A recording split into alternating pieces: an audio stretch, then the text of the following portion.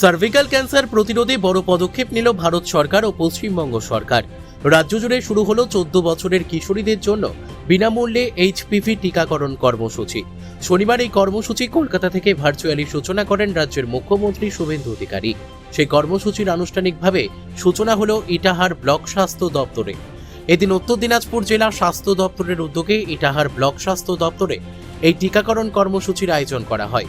উপস্থিত ছিলেন জেলা মাতৃ ও শিশু স্বাস্থ্য আধিকারিক DMCHO সঞ্জয় দাস, ব্লক স্বাস্থ্য আধিকারিক মেনুগোড়া ফেভারিট এক্কা সহ অন্য স্বাস্থ্য আধিকারিকরা। এদিন DMCHO কর্মসূচির সূচনা করেন।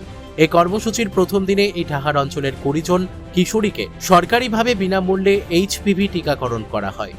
স্বাস্থ্য আধিকারিকরা টিকাকরণের পর কিশোরীদের হাতে শংসাপত্র তুলে দেন। ব্লক স্বাস্থ্য দপ্তর সূত্রে জানা গিয়েছে, ইটাহার ব্লকে আগামী 3 মাস এই কর্মসূচি চলবে।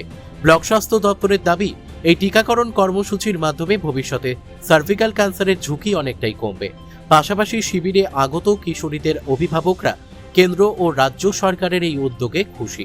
আমার নাম গোলাম। কোথায় বাড়ি আপনি? ইটাহার উত্তরপাড়া। কোথায় এসেছেন আজকে? আমি এখানে হাসপাতালে এসেছি, মানে আমার মেয়ের 15 বছর, মানে 14 বছর। 14 বছর হতে চলেছে, ঠিক আছে। আচ্ছা তো ওনার একটা টিকা আছে, ওই টিকার জন্য এখানে ডেকেছি। আচ্ছা, তো এখন যেভাবে রোগের যেভাবে মানে চলছে কি না, তো মানে যেভাবে নতুন সরকারের পক্ষ থেকে এটা একটা ভালো উদ্যোগ, ঠিক আছে। তার জন্য ওনারা এখানে ডেকেছেন, টিকা দিবেন। টিকা দেওয়ার পরে যদি মানে আমি এটাও বলবো, সেটা মানে 15 বছরের 14 বছরের বাচ্চাদেরকে সবাইকে নেওয়া উচিত। যেভাবে এখন মোটামুটি রোগের যেভাবে রোগ ছড়াছড়ি হচ্ছে, এটা টিকাটা নিলে সবাই সুস্থ থাকবে আশা করছেন? আশা করছি। কিসের টিকা বলছে? এটা এইচপিভি টিকা বলছে না। কিসের টিকা? ক্যান্সার প্রতিরোধক টিকা। তো আগে কি হতো এরকম? না, এরকম হতো না, কিন্তু নতুন সরকার এসেছে বলে এই টিকাটা মানে দেওয়া হচ্ছে। তো সরকারিভাবে কি বিনামূল্যে? হ্যাঁ, বিনামূল্যে, কোনো টাকা পয়সা লাগছে না। আজকে থেকে শুরু হলো? হ্যাঁ, আজকে থেকে শুরু। ব্যাস। ইটাহার থেকে দিবাকর মজুমদারের রিপোর্ট, পুলিক নিউজ।